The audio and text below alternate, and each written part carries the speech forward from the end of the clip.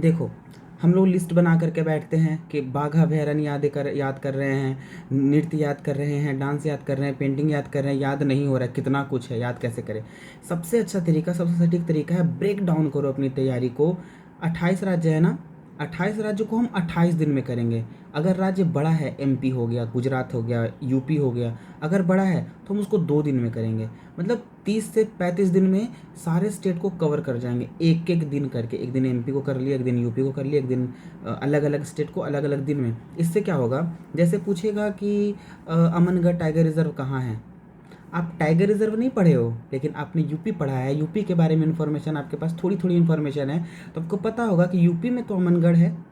ठीक है, ऐसे धीरे धीरे करते करते 2-2 घंटे समय दे करके बहुत शिद्दत से स्टेट वाइज आपका मैक्सिमम स्टैटिक पोर्शन कवर हो जाएगा। फिर आपको जीके के लिए नहीं सोचना पड़ेगा कि टाइगर रिजर्व कैसे याद करें, वाइल्ड लाइफ सेंचुरीज कैसे याद करें, डांस कैसे याद करें, लोकसभा सीट अगर पूछ लिया किसी स्टेट का तो कैसे याद करें।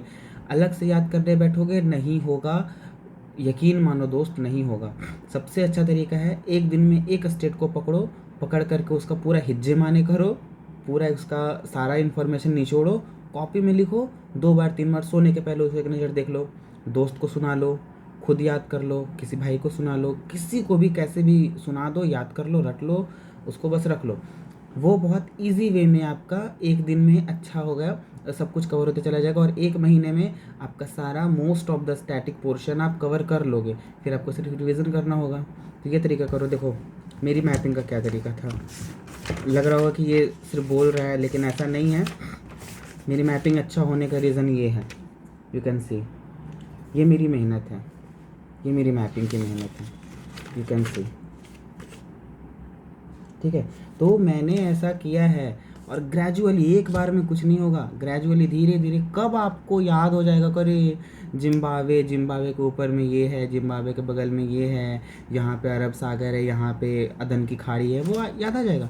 क्वेश्चन आएगा ना, क्लिक होगा, यूँ क्लिक होगा। अगर आपको पता है कि जिम्बाब्वे दक्षिण अफ्रीका के नज़दीक में है, तो आप मार दोगे कि वो उष्णकटिबंधीय होगा। क्यों? क्योंकि मकर रेखा पर जो देश पड़ता है वो उष्णकटिबंधीय होता है। तो ये छोटी छोटी चीज़ें जो आपको किताब में नहीं मिलेगी, आपको खुद का लॉजिक लगाना पड़ेगा। और उष्णकटिबंधीय पे है अगर जिम्बाब्वे, तो इसका मतलब वो सवाना प्रदेश होगा।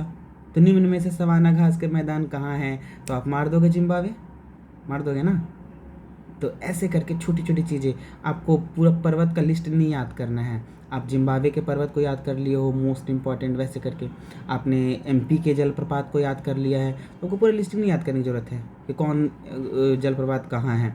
एमपी पढ़ लिया है, एमपी के जलप्रपात याद है, वैसे करके सारी चीज़ें हो जाएंगी। करते चलो, मैं भी फिर से स्टार्ट करूँगा इस चीज़ को।